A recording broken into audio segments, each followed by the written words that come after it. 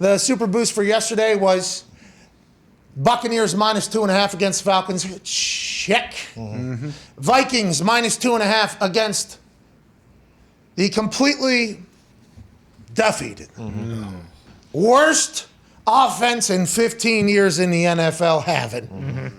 Jared Goff quarterbacking. Yeah. Mm-hmm.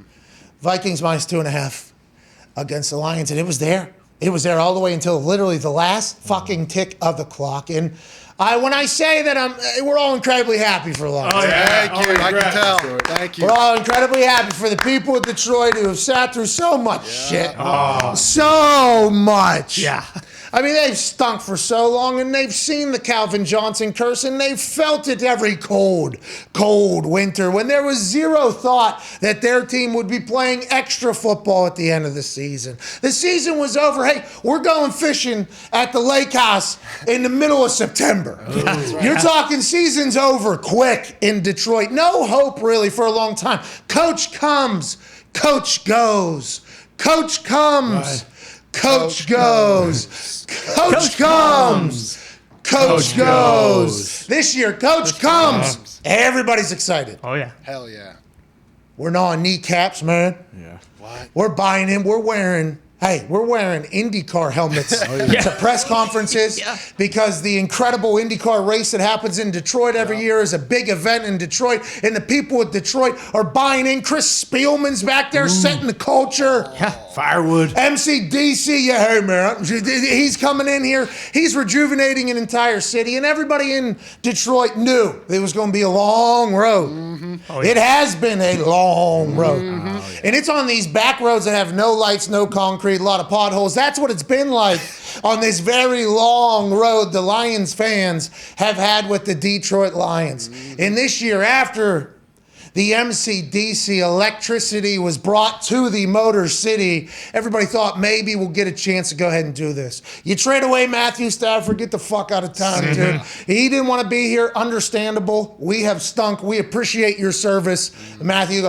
we'll pick up this guy who's been to a Super Bowl. Okay, we'll pay him $100 million. That's right. All right, Smart. This is in the whole thing, and then we'll build. There's no way you guys thought you weren't going to win a game until week 13. No.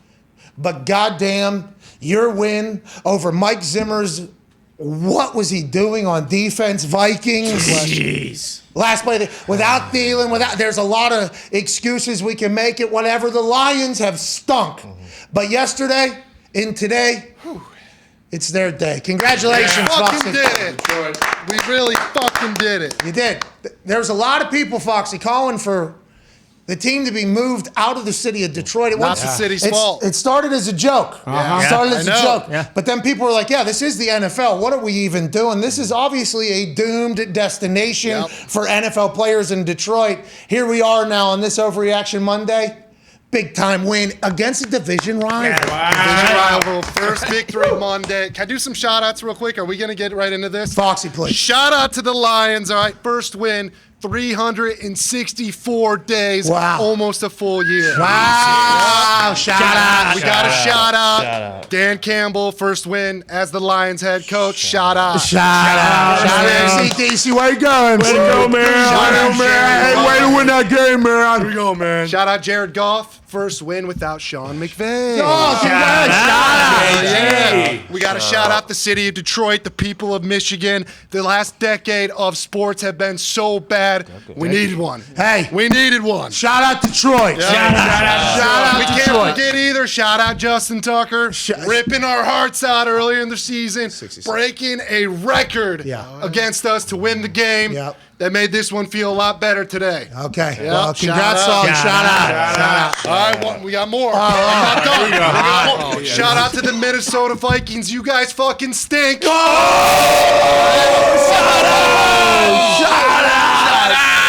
And last but not least, Tim Allen. Shout out to this show. All right. Despite being the worst franchise in all of sport, we found a way to bring up the Detroit Lions every single day. I think we did. No exaggeration. We did every single day. I appreciate that so much. I know Detroit, I know Michigan appreciates that. So thank you, Pat. No. Thank you, boys. No, shout out to you Shout out to you guys. Now, I would like to let it be known here quickly after that that Foxy does not speak for everybody in Michigan, even though he just said, I know Detroit and I know Michigan feels that way because Foxy gets buried by some people from the UP up there. He gets buried for some people up there, out there in Canada. And, you know, some people say he's not a real Lions fan. I feel like, Foxy,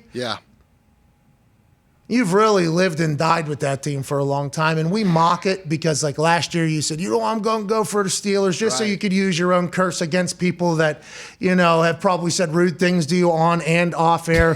Nick, Diggs, CFO Phil. Oh, man. I mean, a lot of that. I mean, you did that on purpose potentially, but today's your day. Congratulations. Appreciate you guys. We're all very happy. Soak it up, Foxy. I cannot believe we opened the show talking about the 110 and 1 Detroit Lions. Well, we're not talking about that. Okay. I mean, we were talking about them just there, and at Boston Connor and at Ty Schmidt are here at the Toxic Table. Great to see you, boys. Hey, good to see you, Pat. Good to see you. Hey, big Monday Night Football matchup tonight. I can't wait to dive into it. But before we get to that, we got to talk about the fucking heartbreak and devastation that jubilation right there caused everybody else. Yep.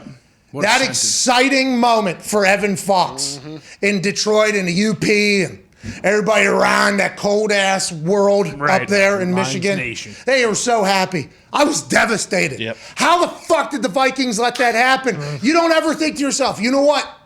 A guy who's going to get a delay a game on a game-winning drive with no timeout somehow is going to lead you down the field and score. How did that happen to the Vikings defense? How did Zimmer allow it to take place? And why are we sitting here, not with a 2-0 in the last two Super Boosts, but all of a sudden a 1-1 and our hearts broken on the last play of the game by a guy who I didn't know still had that in him. No. By the, I mean, everybody's talking about the, Hail Mary coverage they had in. It scored at the back of the end zone. Yeah, All right, let's make sure we don't get anybody out of the back of the end zone. And nobody's going to toe drag swag towards the end. Not on us, said the Vikings. There's a lot of conversation about that. There's a lot of conversation about them just literally walking right down the field. Are we still trying? We're in a fucking game still. Yep. Okay, and I forgot about that. I'd forgotten about that. Whenever the Vikings scored a touchdown and, went up by 4 or 5 or whatever it was in the Super Boost. So I completely forgot that Jared Goff might fucking walk down the field against his defense and score. They did what? Have to talk about Jared Goff making that throw. Spit it. Yeah. That is a hell of a throw in that moment in the NFL. Last play of the game. I mean, that is big-time mental fortitude to make it happen. Great catch, wide open. How's that happen? There's only a few people on routes, but that's a play that has... But I'm devastated, Tone Diggs.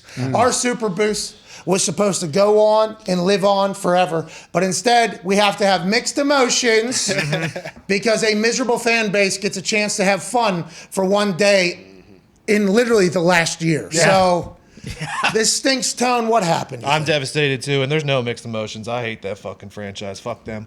I mean, even more so after yesterday. It was hard for me not to feel that way. I actually called Jared Goff a son of a bitch naturally. So MCDC goes for it on 4th and 1 on his own 25. Fucking brilliant idea. They don't get it. Justin Jefferson. I thought the Vikings were just going to run the clock out and kick a field goal to win.